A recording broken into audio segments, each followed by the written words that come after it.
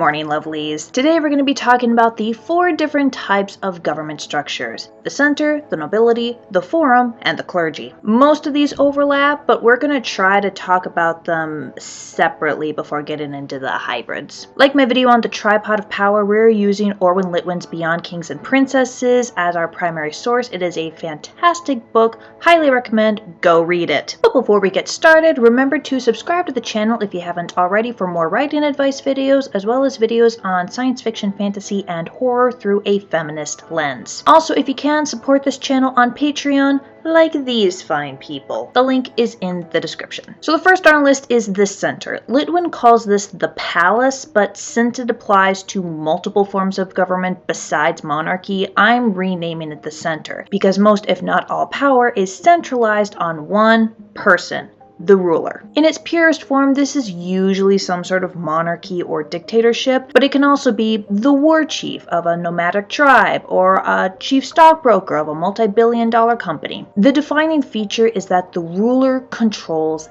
everything. Anyone else's ability to have power, and often even wealth, is determined by how close they are to the ruler and how much they like them. It's an authoritarian government through and through, and it's got about a 50-50 chance of turning into full-on tyranny. Pure centers don't really like democracies or forum governments because if power comes from the people rather than the center, what use is the center? But while the ruler has near unlimited power in this type of structure, they usually have a very hard time keeping it. Think about it. The more powerful a position is, the more coveted it is, the more people want it. Therefore, the chances of things like betrayal, coups, assassins, they all go up. Therefore, center rulers need to really lean on their legitimacy to justify why they're the ones in charge and nobody else. Why should anybody else take their power? Now, in medieval Europe and pre-modern China, monarchs had a pretty easier time of it because they had the whole divine right to rule thing, or the mandate of heaven. Basically, I'm in charge because God said so. And in an uber-religious society like that, that made sense. And that could go unchallenged so long as there wasn't another person of royal blood running around causing problems. But if someone tried to pull it off in, say, modern day America, that wouldn't exactly fly, so they'd have to find a new way of legitimacy to determine why they control everything and nobody else. If you're creating a culture that uses the center as its government structure, ask yourself, what is the use of the ruler's power? Do they claim to be a god or descended from one? Are they actually a god? Do they have some sort of magic, or are they able to protect their citizens from the people who use magic? Do they have a monopoly on an extremely valuable material that the rest of the universe needs in order to fuel their starships or grow food? Does that claim to power totally exclude anyone else from gaining power, like the nobility or the people, or does the center have to share power in a hybrid government with others? Why or why not? And what are some ways that the ruler could lose legitimacy or their power completely? Next on our list is the nobility. This is when, instead of just one person in charge of everything, power is shared among a small elite group of people, usually some sort of noble or aristocratic class. As you can imagine, this type of government is very rare because, as a rule, people tend to like having power consolidated into one person who makes all the major decisions and actually gets shit done, rather than a half dozen people in a room arguing, trying to protect their own petty interests. Because of this, the nobility usually slides into, or at least shares power with, the center. Whether the ruler of that center has any actual authority or is just a figurehead, it can go either way. But there are exceptions. This type of government is really great if you need to have a decentralized power source without going into full-on democracy. For example, the Comanche tribe all had shared Comanche culture, but they were all broken up into bands and subgroups. Sometimes they only got together for like one quick mission or hunt and then scattered. Other times they stayed together for years under one specific warrior or leader. For a real great fictional example, look at the Dothraki from Game of Thrones. All of the Khals rule their own band of warriors on the plains, and then they get together once a year to decide things as a group before separating again. And while some of the Khals have more power than others, largely determined by how many warriors are in their ranks, there is no one clear ruler. Now, the one thing that the Comanche and the Dothraki share is that they are spread out over a huge space. Nobilities don't really thrive in smaller areas because it's easier for one person to consolidate power when there's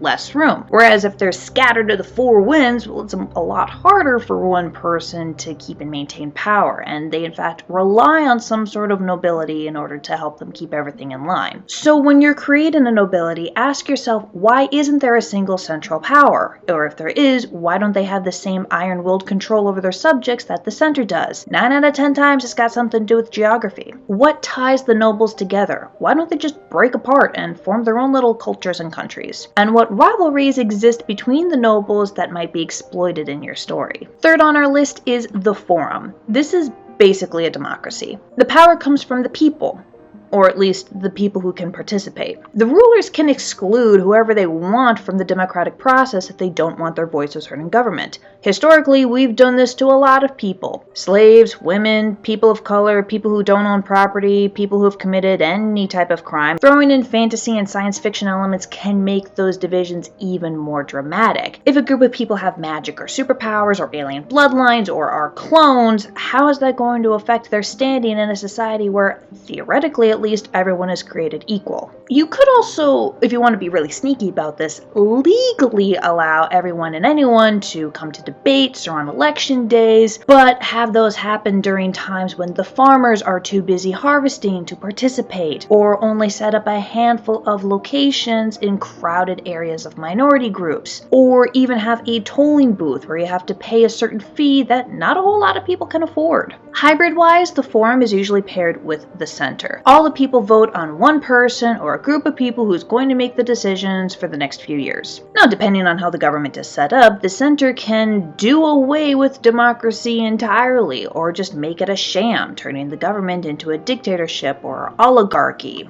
basically turning it back into a full-blown center. A forum nobility hybrid would be like the United States without the president or executive branch. Basically, it's if we elected only senators and House representatives and then had them make all the decisions. So nothing would ever get done. The closest real-world example of this actually happening would be early modern England's House of Lords and the House of Commons. Democracy is more fragile than we like to think that it is, which is really great for storytelling. So if you're writing a forum government, ask yourself, what gives people real power against a would-be ruler or oligarch? Military weaponry? Broad spread out wealth? Magic? How are the people's wishes translated into action? Elected officials are very common, but it could also be a super public debate followed by a vote. In the Star Trek novel Spock's World, the entire planet of Vulcan has a televised debate on whether or not they should stay in the Federation, and then when enough people have made up their minds, they all vote. Who actually gets to participate in the forum, and why? Who doesn't get to participate in the forum? Why not? Finally, we have the clergy. This is where the government derives its power directly from religion. Think the Catholic Church, both today and back when it had actual control over the monarchies of Europe. Most of the clergy's power comes not just from the culture's religion, but also the moral high ground, at least in public. This is how they're able to instigate things like the Crusades and Holy Wars and gathering offerings that could go to helping others or lining their own pockets, depending on how seriously they take their own teachings. One of the easiest ways that a clergy loses legitimacy is by being hypocritical. So for instance, if a clergyman preaches that people shouldn't steal or else they'll face the wrath of the snow gods, and then they get exposed stealing, his followers are going to be pissed. Do this often enough or seriously enough and you get disowned by your own followers and or kicked out of the clergy. Now, not all clergies have to be religious. I know, crazy, right? It's more that they're supposed to represent a higher truth, which could be God or gods, but it doesn't have to be. This could be a class of philosophers, scientists, or scholars. Some science fiction novels take place in a time where technology has been forgotten and then rediscovered, allowing the rulers to centralize their power by being the only ones able to figure out how to get the tech working again, sometimes passing it off as divine gifts or even magic. In terms of hybrid governments, clergies usually form with centers. A monarch using the divine mandate of heaven to justify their power needs a religious order to back them up. up. When they work together, they are a powerhouse. And when they work against each other, it gets very, very messy. Cersei Lannister was right. Sometimes the faith and the crown are the only two things holding up a country. When creating a clergy, you want to ask yourself, what religious or spiritual beliefs does your society have, and how does the clergy use it to justify its power? Is the clergy the sole ruler, or does it work in tandem with another government player? How great is that relationship? Have they fought before? What happens if they fight now? What happens if a member of the clergy doesn't observe its own rules? Are they punished? Ignored? Or is it suspicious to other clergymen if they aren't corrupt? Those are the 4 different types of government structures. Make sure you watch my video on the tripod of power if you haven't already, and check out my Patreon page for bonus content. That link is in the description. Bye, lovelies!